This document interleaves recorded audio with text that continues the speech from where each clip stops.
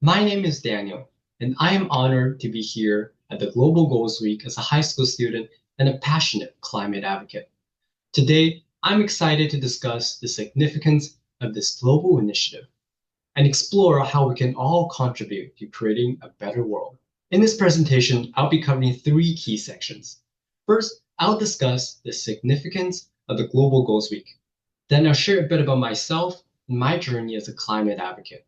Lastly, I'll dive into the work of our nonprofit organization, Green Futures Foundation. So, what is Global Goals Week?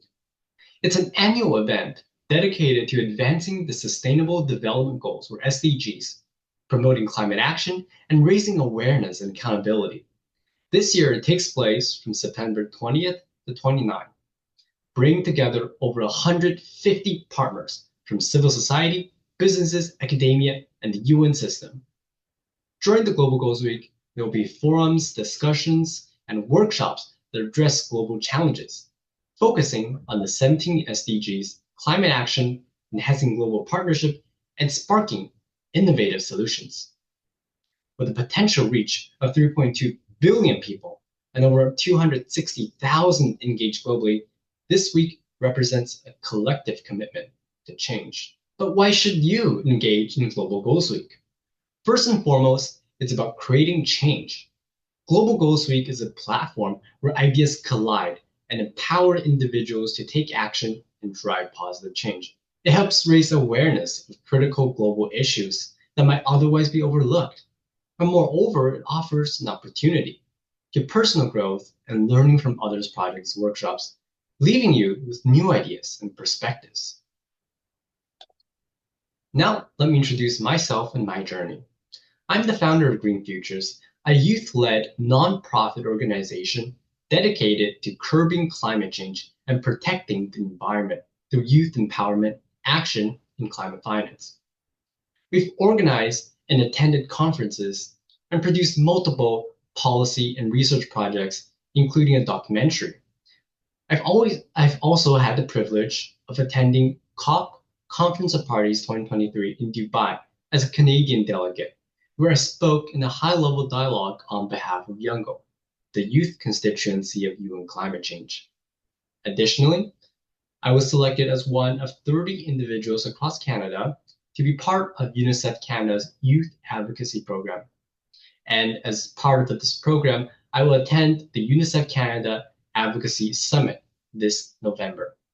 These experiences have profoundly shaped my growth and the projects I'm involved in.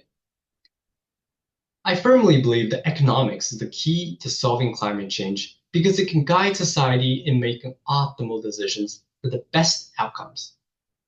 And I've been recognized with a gold award at the International Economics Olympiad and founded a startup that recycles broken umbrellas into backpack covers, which earned a second place at the Innovate Case competition hosted by the University of British Columbia. Furthermore, I was a semifinalist in the Climate Science Olympiad, which had more than 2,000 participants. Now, let's move on to our project, Green Futures Foundation. The problem. In today's world, climate-related risks and disasters are devastating communities globally. Yet public and private investments remain insufficient.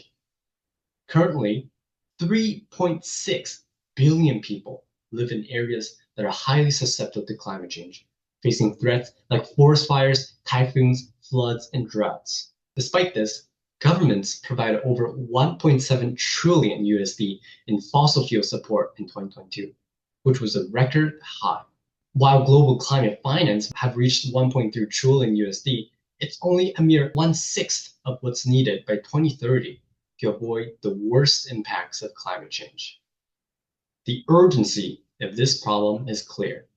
There's a pressing need for interdisciplinary climate research and action to prevent catastrophic future for our next generation.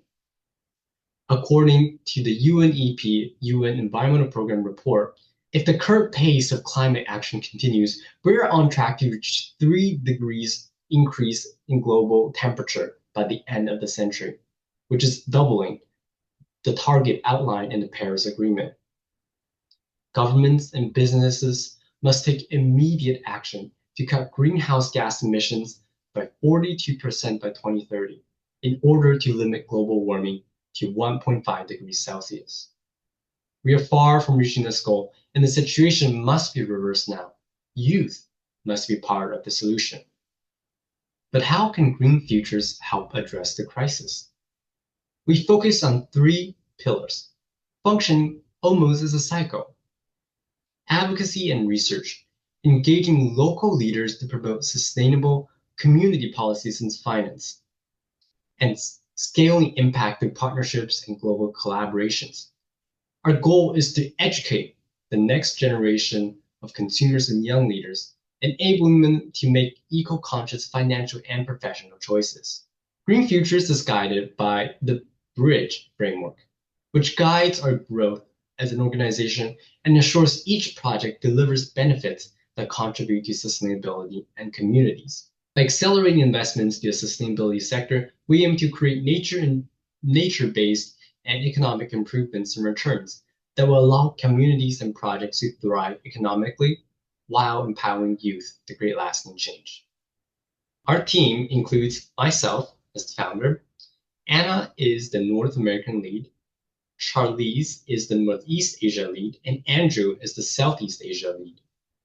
Together, we're scaling impact globally to empower youth and facilitate global climate action.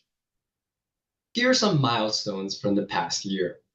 In March 2024, we produced our first documentary exploring the clam gardens along the coast of British Columbia.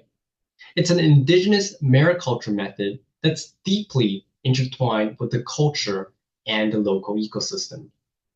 In June, we liaised with the Vancouver School Board and the Musqueam Cultural Center to create an ongoing environmental and cultural future, which will benefit hundreds of students in the coming years.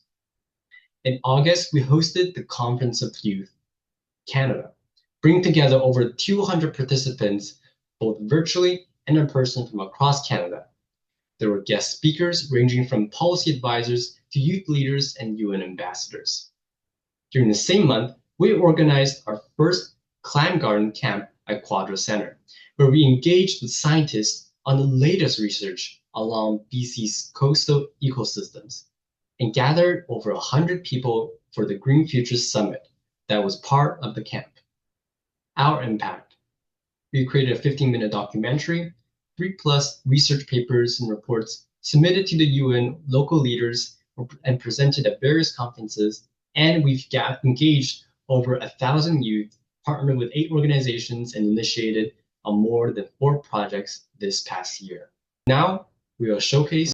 Inspired by the First People's short story, Goodbye Snook, members of Green Futures organization became intrigued when they came across the article, An Underwater Mystery of Canada's Coast, under the BBC travel column.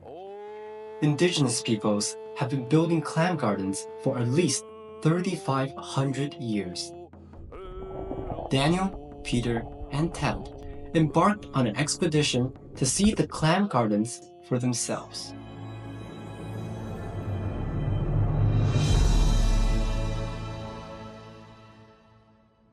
Hi, Erica. Hi. How long have you been doing this? I've been doing this work for 3 years. 3 years? Yeah, 3 years. 3 years tomorrow, I think. Yeah. In the past, what First Nations did is they would modify a beach to make it better for butter clams, because they like butter clams, because you saw they're big, right? We have relationships with them, I guess. So I have a team of 2 staff, and then we work with the Hoosanish Nations here and Cowichan Nations at Moorup Island. And they come together and we work together on making decisions on what we're going to do. You know, they are, in First Nations stories, they are their relatives, they're their ancestors. And so it's important that we just respect that relationship. And so all the Gulf Islands, the ones you'll be going on, were once our village sites where we gathered. You'll see the clam beds. Again, I welcome you, and I hope that you learn something from the land. And we're taught to respect the land. It provides for us, and that's our cultural teaching. So we're taught every living being on this earth has a spirit, a soul, as people say, but it's a spirit inside us that helps us live, so it determines how we live. And once we cross on the other side, we just spirit form. The speedboat took them to Russell Island, a restorative nature reserve not open to the public, with an invitation from the indigenous community and approval from Parks Canada. All right, so we are here at one of the very important sites for our First Nations people. This is a clam garden.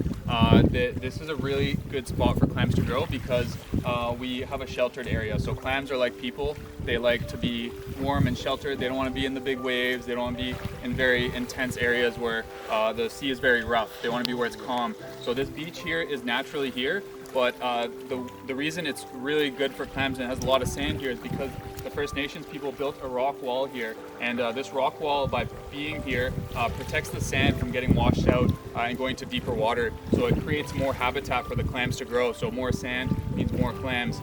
When the rock wall is here, it's been shown that clams grow 3 times faster. So the population is 3 times bigger here than it is in other beaches where there's no rock walls. And most of the time the clams are just around 30 centimeters below the sand. So if we start digging here, we're gonna find them just around 30 to 40 centimeters below the sand. And all the way from here to the rock wall, this is all clams. So as the tide goes down lower and lower in different times of the year, you can dig further and further out towards the rock wall. And the rock wall has to be repaired, so First Nations people, whenever the tide got low, they would go work on the wall and put the rocks back, ensuring that the wall is not coming down. And that's a very important thing that we're doing out here, is restoring the rock wall and making sure this spot creates that ideal habitat that the First Nations created. However, it was just the start of a new journey. Fed by sea and formed by land, under the sun and the moon's command, feeding the family of woman and man when the tide goes out. Now, let's move on to the ask. We hope to involve more youth climate action and environment protection, making their voices heard and further engaging in climate policy. However, as much as we would like to drive change, we're limited in scope and capacity as an organization. That's why we're seeking partnerships with advocacy and policy experts to learn about the best practices and collaborate on driving sustainable initiatives. We hope that the Global Ghost Week community will engage with our project and connect and give us feedback. Lastly, we ask that you spread the word about Green Futures to raise awareness of the critical issues we tackle, attract funding, and finding partners. I invite you all to join us in this mission to create a lasting impact, whether through partnership, advocacy, or support. And we look forward to hearing from you. Reach out to us at greenfutures.org. Contact info@greenfutures.org or get involved by checking our social media. Thank you.